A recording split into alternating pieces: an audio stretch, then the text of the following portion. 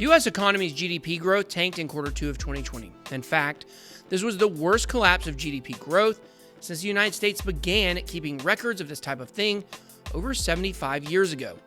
Something else we didn't have 75 years ago was Bitcoin. People have often wondered what could possibly make Bitcoin moon, as they say. 2017, when the parabolic bull run hit, it was heavily driven by the Asian markets.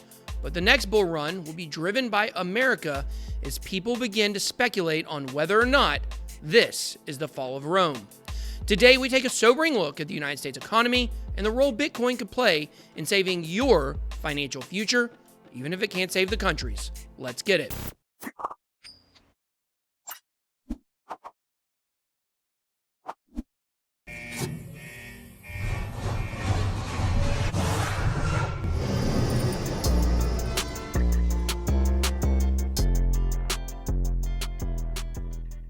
Welcome to BitBoy Crypto, the hardest working channel in all of crypto.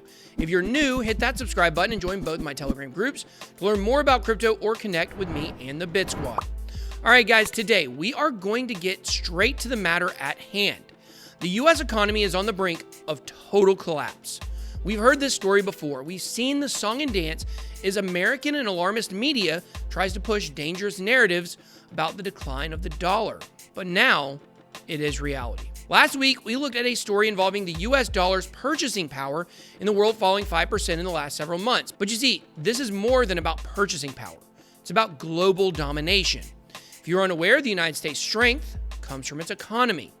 Just last year, our economy was almost 40% bigger than China's. Now, with a stunning 33% loss in annual GDP growth, you have to wonder, what's the deal?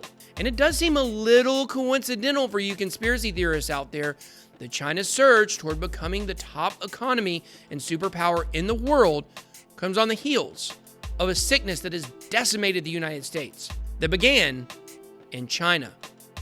Looking back, there are several strange things about how all of this went down. Seems as if the United States' love of freedom, individualism, liberty, and zeal for life has been used against it. Just a couple months ago, I discussed with you guys why I did not believe the pandemic would ultimately hurt the dollar. I've been very wrong about that.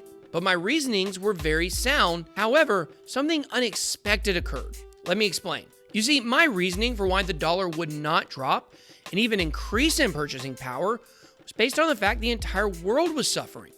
While many countries totally locked down, Italy, for instance, closed 90% of its businesses, the United States only closed about 50%.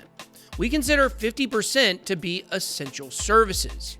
The rest of the world has not had a huge part two to the first wave.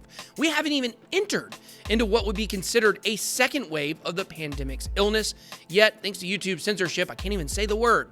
So many countries were on the brink of financial collapse all across Europe and beyond. But they've recovered both in health and finances. Not completely, of course, but they have recovered much more than the United States, as they have been able to beat the sickness for the most part. We have not. As most of the world's countries were collapsing, the playing field was even. As long as other countries were also being decimated by the pandemic, the United States still reigned supreme. However, as economic recovery has been occurring everywhere but here, now we're seeing a steep decline.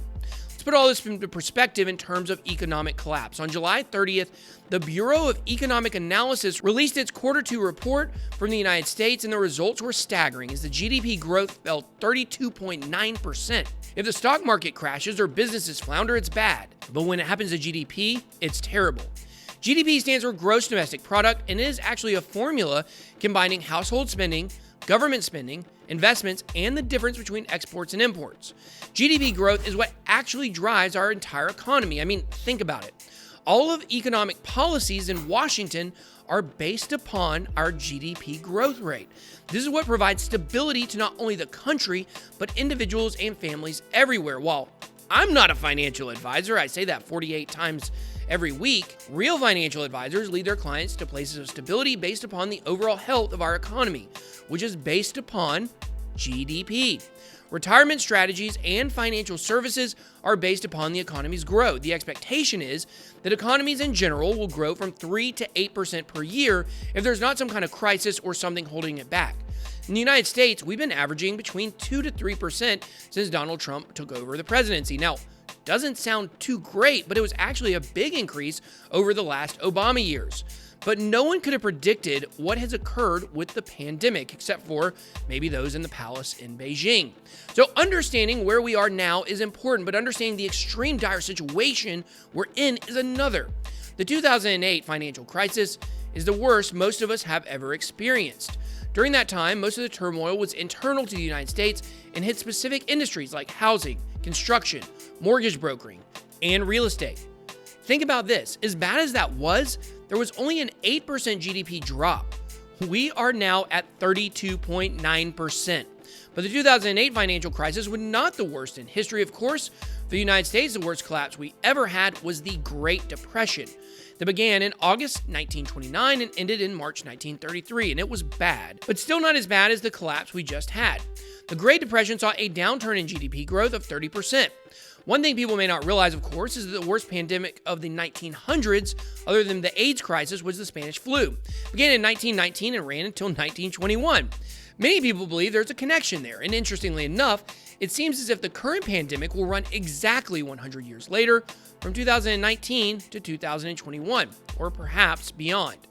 And I will say we are more than likely heading towards something much worse than the Great Depression. We're heading toward our fall of Rome moment in the United States. That's where we are no longer the most powerful country in the world, militarily and economically. That would be China. Where this all began, of course, remember, open your eyes, folks. It's pretty hard not to look and realize there has to be some level of coordination here. In the future, this pandemic will be pointed to as the moment the Cold War between the United States and China began. But this is where those who have eyes to see and ears to hear have a moment to prepare themselves. The US dollar is going to lose its role as the reserve currency in the world. This is most likely going to become the digital yuan coming from China. Everything I predicted in terms of China's push to create their own cryptocurrency is coming home to roost. You have to be prepared for what is coming. Invest in Bitcoin while you still can, and the numbers are affordable. Right now, we're judging Bitcoin's price in dollars. But once we lose the reserve currency, you're going to be measuring your sats next to the digital yuan. We've been too busy here in the United States fighting each other to look outside of our borders and see what is happening in the rest of the world. They're taking advantage of our infighting.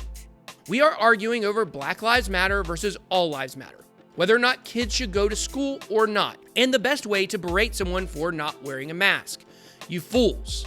20 years from now, none of that will matter. You argue over systemic racism, and yet the country that's about to rule the world is literally murdering people, turning them into slaves, while raping their wives to create a new race. This is not conspiracy. This is happening in China. The Uyghur Muslims in Xinjiang province are being herded like animals in concentration camps. Oh, but tell me one more time about how that Confederate statue in a city you don't live in needs to be defaced or removed, because a giant rock is important compared to the lives of people. We're losing our economic supremacy. The death, suffering, and strife that will come from that far outweighs the health and death cost we're going through now.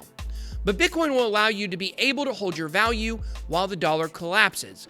When people wake up and realize what is happening in the world, they will see that grabbing this digital asset may be your only chance for survival when the greatest depression hits, and it's coming.